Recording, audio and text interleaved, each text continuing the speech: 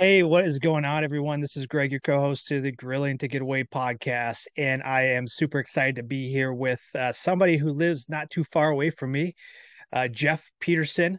Jeff, thank you so much for taking some time to be on the show with me. Well, thank you, Greg. Thanks for having me. I'm looking Yeah, forward to it. yeah. I put out the call, when I said we were doing this podcast thing and recording. Now that Ben's away, and you answered the call and somebody who doesn't live too far away from you. I really appreciate that. And I appreciate you listening to and following the podcast. So, Jeff, as we jump in here, why don't you give the audience and the listeners a little bit of background about who you are, how long you've been grilling, and what inspired you to start? Sure. Thank you, Greg. Yeah, my name is Jeff. Like I said, I live right here in southeastern Wisconsin. I've been in Wisconsin, worked and lived in Wisconsin my entire life.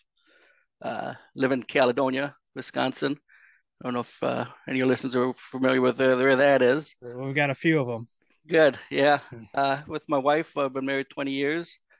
Live with my son, 16-year-old junior at one of the local high schools. I have a 18-year-old daughter who's sophomore in UW-Madison. Being from Wisconsin, I've become a lifelong Wisconsin sports fan. I follow the Badgers, Bucks, Brewers, and Packers. As far as grilling, I've really only been serious in the nature in the live fire, wood fire grilling for the past 2 or 3 years.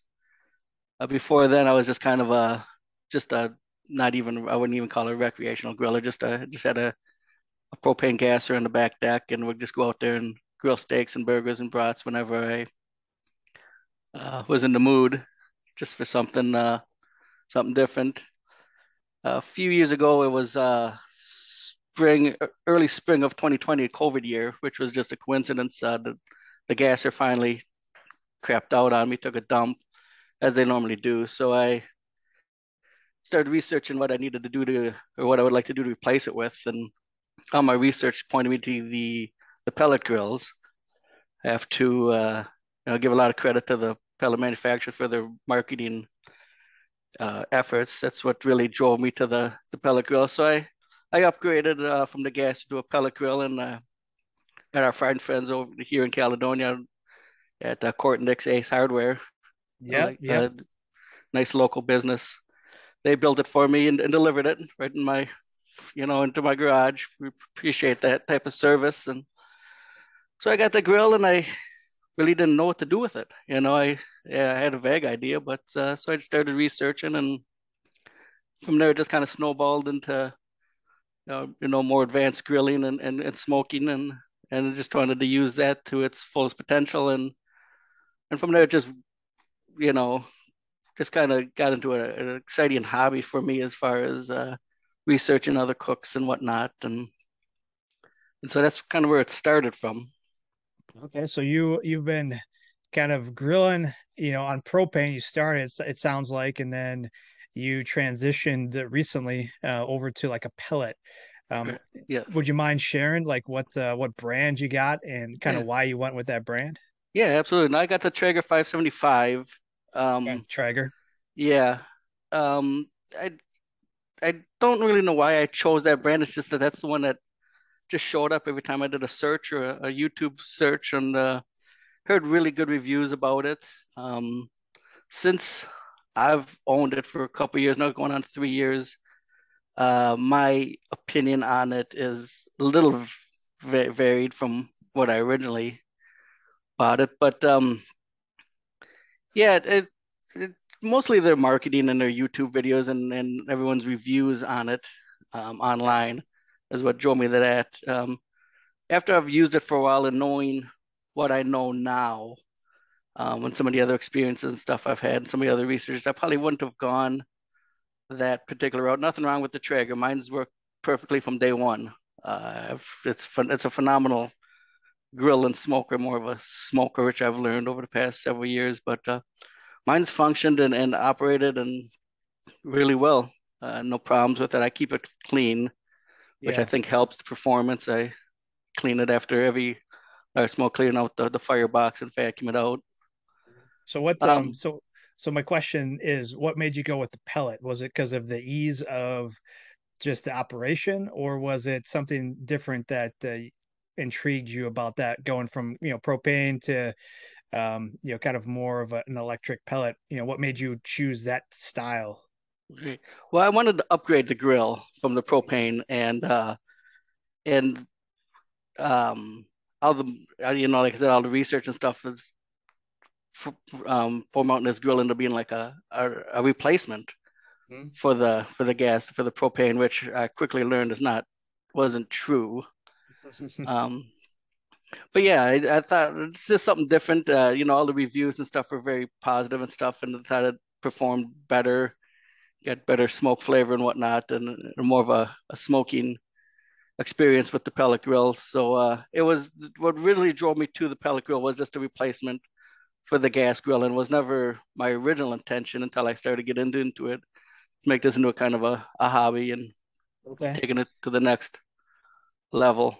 So you got the pellet grill, the Traeger in the backyard now. Do you have anything else, or is that the only equipment that you have right now? No, I do. After using the pellet grill for almost immediately, but after like the first 3 or 4 months, I realized it did not do what I thought it would do as far as what I'm used to with grilling and whatnot, and then that high heat and searing heat. So I did in what I call an upgrade. I went to a Weber kettle. I Okay. got that 2 summers ago, 1 summer ago. So I've had it for almost 2 years, going on my finishing off my second year using the Weber kettle. It's just a basic 22-inch Yeah. Weber kettle performer. Um, with the not performer, I'm sorry, the Weber the plus one with the ash catcher, which Yeah, the was a ash nice, catcher. Yeah. yeah, which was a nice feature. I've had Weber kettles in the past, long time ago, and I always remember that pan underneath catching the ash was Yeah. a lot of work. And Hmm. after I started researching the Weber and found that they have the Premier, the Weber Premier, that's the one I have. Um, Okay. uh, that ash catcher on the bottom, that's a great feature in my opinion. It's really kind of a game changer. Really makes the Yeah. cleanup and Absolutely, yeah. So, traditional Weber kettles just had that ash pan, like you mentioned. And it was kind of held up by like three wires, almost like, yeah, and yeah, that it would catch never the really ash. worked. Yeah, yeah. And then they upgraded a little bit to like the catch where it's got kind of a handle, and like a little container to contain the ashes, and then when it gets full, you can empty it. So you got one of those. That's awesome. So you And got the the sweep too, it cleans out yeah. the ashes almost. It's almost a no touch. Yeah, yeah. Yeah. So you got the Weber now, the kettle, you got the Traeger. Um, what aside from, kind of being able to do some different cooks in the high heat and all that kind of stuff, what made you go for the Weber in addition to the Traeger? The natural wood flavor, the Okay. charcoal flavor was just not. I just was not achieving that with with the pellet grill, and it's something I knew I've experienced in the past, and um yeah. So and that like you said, the high heat searing. So the combination of those two things, I decided to include the Weber kettle into my Yeah. and that's kind of my primary grill now, and even to some extent some smoking Hmm. on it. I've tried a few times smoking on the Weber, and it's definitely night and day difference as far as the flavor profile and that's natural smoke flavor Hmm. and charcoal flavor that I really enjoy, which was missing on the pellet grill. Okay. Yeah. It takes a little bit more practice, I'd say, with the Yeah, Weber if yeah, you're doing, smoking or some indirect grilling there. The pellet is a little bit easier, right? You just kind of plug it in, set it, kind of you can forget it, so to speak. right. There's some Um, ease to it, definitely. yeah, yeah. So what was your first cook when you got the pellet grill, the Traeger? What was your first cook on it? Do you remember? Probably burgers, It was maybe burgers even on there. brats. I can't. Yeah, okay, I've been keeping a log since then, but I don't really have anything on that first couple months that I've been using it until I Okay. really got into the live fire cooking. But it wasn't nothing too special. It wasn't until I started getting into it that I sort of branching out into the more traditional smoke smoking dishes and whatnot. Okay. What do you remember what you did like when you got the kettle, the Weber? What was the first cook that you got on the kettle? Probably steak. I Yeah. mean, really miss steak cooks on the propane, and I realized really quickly that the pellet wasn't going to provide that sear on those Mm-hmm. steaks. So once I got that kettle, and it's probably was probably a steak or even burgers or something. Okay. So you got the Traeger, you got the Weber. Is this like and you said you had mentioned you had like a family, a couple kids. Is this a family affair too? Do they, encourage you to get out and grill, or is this kind of your opportunity to kind of maybe take some time and get away? It's definitely my opportunity time to get away. Okay. That's the thing I really enjoy most. But it relieves the cooking in the kitchen. I do some cooking, but my wife does most of it. My wife enjoys the barbecue that I provide, but it just gives her relief from the kitchen stuff. Yeah. The boy, he'll eat anything you put in front of him. He doesn't really care what it is or how it was made. Okay. But he enjoys he appreciates the meat, you know. Mhm. Do you find that he's starting to get into it with you as well? Like, because I know with my boys, some of them gravitate towards it, some don't. So are you finding that he's starting to kind of get interested in grilling or barbecuing?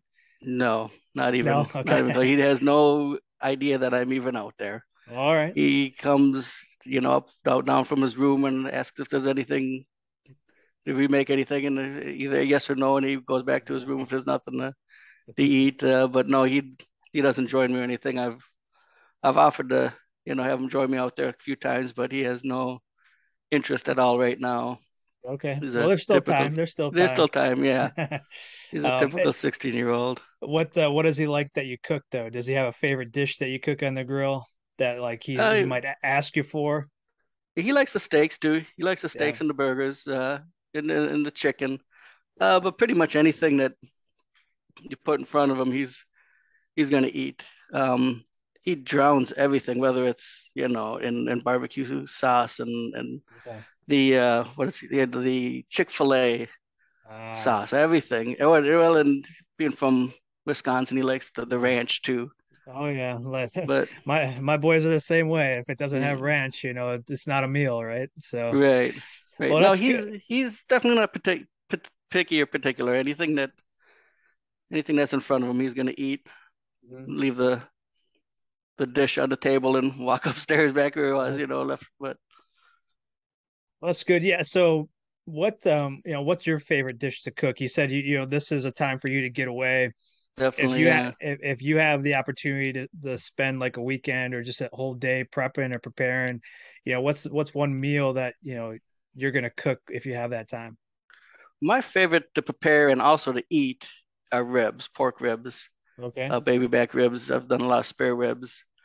I am by no means an expert at the ribs. They're not bad. They're getting better every time. Um, but I would like to become a better rib cook, not even necessarily a master or anything at the ribs, but what I like to call no think ribs. I really put a lot of time and thinking when I'm doing those, and I always forget a step or something that I, go back and oh man, now next time I gotta remember to do this, and then I do that, and the next time I do it, I forget something else. But I just always thinking, are they done yet? Are they ready to be pulled? Are they, at the temperature? The last several that I've done, I've kind of gotten myself into the wrap um, category now. I used to know. I started rapping and I didn't rap for a long time, and now I'm back to rapping my ribs. I think that's the direction I want to go in. So I've Mhm. just been reading up and researching more on unwrapping ribs and stuff, and I just gotta fine tune my process and get it, you know, where I'm comfortable at it every time I cook the ribs. But Now, are you it, doing the ribs on the Weber or the Traeger? On the Traeger. I do them on the on the pellet. I've Traeger? done a few of them on the kettle. I did a hot and fast. I tried a snake method that Mhm. I wouldn't say failed misery, but it didn't work as well as I had planned it out. I've Okay. only done 2 or 3 racks on the kettle, but the Weber, the pedal, I mean, sorry, the Traeger, the pellets do a really good job on the ribs, in my opinion. You're gonna miss that smoke flavor, that infused smoke flavor, but the pellicle does a good job, in my opinion, on just smoking meats. And Mhm. any of your traditional cooks with where you're really smoking them, I think that the pellet does a pretty good job. So I'm mostly concentrating on the pellet grill right now with my ribs and Mhm. other things that I've been smoking. Not And that the what? pellet doesn't do a good job. I just gotta Yeah. get better at it. Yeah, it's one step at a time. You master it on one piece of equipment, and then you go back and you try and do it on another piece.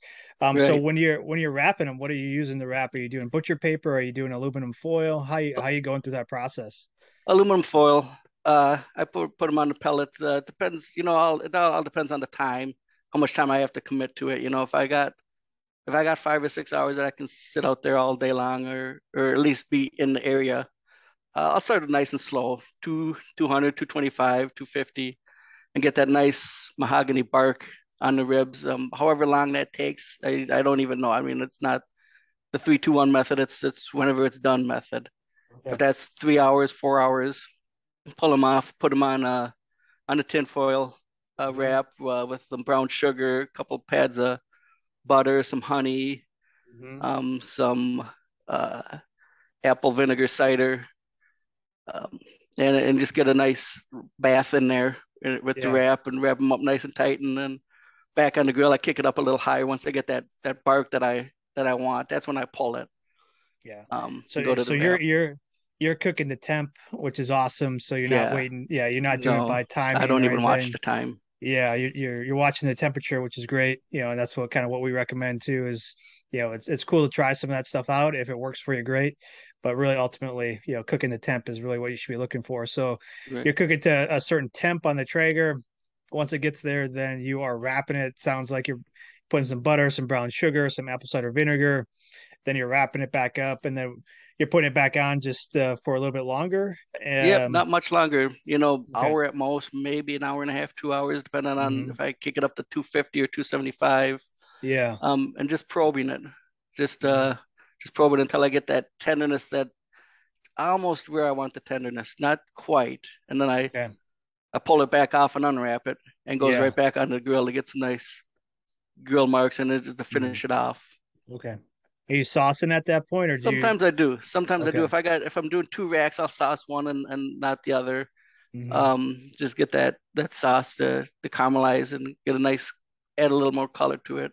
I'm Yeah. not myself a big sauce guy, but I think it does add the flavor Hmm. and puts that nice color on there, that nice mahogany caramelized Yeah. color on there. Yeah. Everybody's different with sauce. Some love it and swear by it. Some are like no sauce at all. Me, I'm kind of like a sauce on the side. So yeah, I'll do probably similar to what you're doing. Well, maybe if I'm doing more than one rack, I'll sauce one rack and one rack I'll leave unsauced. So that sounds great. Now, when you're doing the pellets, do you have a certain flavor or blend that you're using when you're doing the pellets for your ribs? No, no, I Okay. I quickly learned with that pellet grill that the pellet's a pellet. In my opinion, I've not been able to taste any flavor difference between any of the pellets. Okay. And my favorite pellet is just whatever happens to be on sale when I'm running low. And when Yeah. they are on sale, I stock up and got a pallet Hmm. in the garage, not a pallet, but a pile Okay. in the garage. I do like to support a local company, well, not a local, Wisconsin company that I purchased my Mhm. pellets from, Lumberjack Pellets out of Hayward, Wisconsin. Lumberjack. Yeah, they produce and sell and ship pellets out of Hayward, Wisconsin, up in Sawyer County there. Hmm. And another local brick and mortar store here in the area sells them for 9.99 a 20-pound bag or something. That's the brand I usually buy. Okay. But if there's something on sale for cheaper, I'll certainly go there. I'm not going to pay a premium for pellet. I've made Yeah. that, you know, made that decision a while ago. I think, in my opinion, they're all Mm. all the same. But I do like to support the local company, and So you're looking at lumberjack, and usually supporting local, which is awesome. That's what we recommend too. Finding any place that's local to you and support them. Um, so ribs is kind of something you're working on. Is there something that maybe you haven't cooked yet that you're looking forward to trying soon, or you got it planned? no, I've never done a large brisket, the big Okay. 12, 15, 20 pounder. I've gotten a few of the smaller briskets from Ollie's that I remember Ben was talking about a Yeah. few episodes ago. In fact, I think I got one in my freezer now. So occasionally Ollie's will have a sale on it. I think it's just the point. And I've Mhm. tried that on both pellet and the kettle. Um, but some I would at some point like to do a larger, $80 brisket. Yeah. Um, maybe if they ever come down from $80. Yeah, $80 might get you a flat or a point now, Yeah, yeah, it's getting Yeah. outrageous real quick. But you're looking at doing something bigger than like a 3 or 4 pounder, you're looking for, Yeah, 10, maybe 10 or 12. Is that what you're saying? yeah, yeah. Mm. It's some of Okay. the normal, Hmm. competition style Yeah. type type brisket. Now, That's how Go did you ahead. I'm do sorry. those? No, yeah. So how did you do the brisket points that you did last time? Do you Uh, remember how you prepared those? yep, unwrapped, Unwrap. both on the grill, on the pellet, and the charcoal. You try to Right have now, both. yeah, right now I think the only thing I'm wrapping are my ribs. I'm not Okay. wrapping my pork butt. And it wasn't until last couple of cooks on the ribs when I came to the conclusion that wrapping might be better for the ribs. But I haven't been sold on anything else. So that brisket point and the pork butt, I'm a no wrap. Let it Mhm. ride low and slow. Now, when you're saying low and slow, are you saying like 200, 225 unwrapped till it gets to your certain temp and then you're pulling it? Until it gets at a certain bar on the pork butt and the brisket point. Until it gets that bark that I like. Yeah. I'm not really looking at that internal temp until I get that mahogany Mhm. bark on them. Then I start probing them, and then I start kicking it up. And after it's got all the smoke that I think that it's gonna get, and the bark that it's gonna get, Do I you start. what type of probe do you got? I got one of the thermal pens, the Gen One. Gen 1. Yeah, it's a really good device. The one that reads in 3 to 5 seconds. I don't Yeah. have the new one yet that has reads in 1 second, so I'm losing Right. 2 or 3 seconds of my life every Oh. time I use it. But I've Yeah, figured well, this event. I think you'll be okay, right? Yeah, that was actually one of the first accessories I bought when I got the Okay. pellet grill, and it's been working great from since I got that. That's a good accessory, good company that I really support. Yeah. So yeah, that's a great point. Like what is one of those things aside from the thermometer that you bought? Like let's stick with the Traeger. Let's stick with your pellet grill because we don't talk a lot about that. So I'm Right. interested. Um, what's one of those first things that you bought, aside from, maybe the pellets or the thermometer or like the cover, that, if you could go back, you'd probably buy it earlier. You'd buy it when you first got the grill, but maybe you waited a little longer to before you knew you needed it or something like that. Well, on the Traeger, I was very disappointed with the meat probe that came with it, that the Yeah. integrated probe. That thing did not work. I mean, I said that everything on my Traeger worked. That was a lie. That Okay. that probe did not work So the coming out of the probe gave you box. some, it gave you some Yeah, some issues. yeah. Well, I need those older Traegers. They have a function in there where you can offset that probe, Mm. which made me think if you put in a feature that that you can change the the accuracy of it, then Mhm. that means that you're not that confident when you're shipping it that thing works very Oh, well. And I've learned that really quick, and I threw that thing out right away. okay. And since bought an Inkbird 4 probe Wi-Fi Mm. multi-probe meter or temperature Mhm. gauge that I use both on the Traeger and the kettle at some point. But I was a little disappointed with that because the Traeger was integrated with that probe and it was all right Yeah. there and Yep. it just didn't work. But another device really heard. It just would have been nice if it was integrated. Yeah. But that Inkbird works really well. I've been using that for ambient grill temp Mm-hmm. Mm-hmm. and when I'm doing several different cuts or getting 2 or 3 points, readings on a particular. But I don't use that. I don't use that for the ribs. Or Mm-hmm. I mostly use the thermal works pen. Mm-hmm. Yeah, no, that's a great point with the ambient temperature reading that you get on some of those wireless thermometers, especially if you're doing it on, I know the Traeger has their temperature gauge there and you could see, but like, I don't know, maybe if you're doing a kettle or something else, like that's an added reading that you get that, Mm, is very helpful because, one side of the grill or, the inside might be a little bit off from what you're getting from the outside, thermometer. So that's a great point, like having that ink board give you ambient temp as well. So you said that, one of the good things or one of the things that you bought right away that really was helpful for both the Traeger and the Weber was that ink bird, that thermometer. So that's a great tip, I think, if for people get, just starting thinking about what accessories to buy for their grill. It sounds like for you at least it was that thermometer that really kind of helped um, with your cooks right away. right. Yeah. Yeah. And I don't know if the newer ones have a better integrated probe. I hope it does for the prices those things Mm-hmm. are.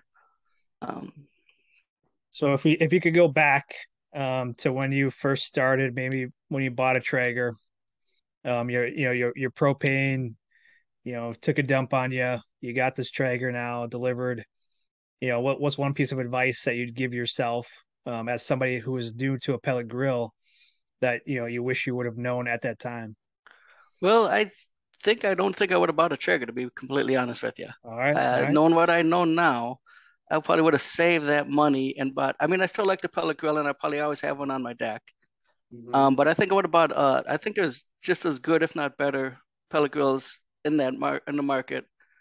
For a lot less, several $100s less. I probably would Okay, have went with maybe a Green Mountain or something, and it's a lower with less features, okay. and then roll that money into a better or a larger kettle. Mm-hmm. Both my pellet and my kettle are doing fine right now, so I'm not gonna upgrade. But I could see myself with a larger kettle, even like that performer Yeah. with that table. The table's a nice feature in my opinion. I got a little uh, outdoor patio table that I always end up Mm. dragging over to the kettle for a workspace, and then I drag it back when I'm done, and but something attached to the grill. I got the folding shelf on the Traeger, which was Yeah. $80, but Little um, extra. a little extra, but it's a nice feature.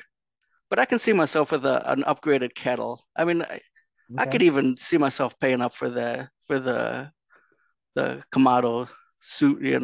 Oh, really? Yeah, I like the kettle that much that I think I could.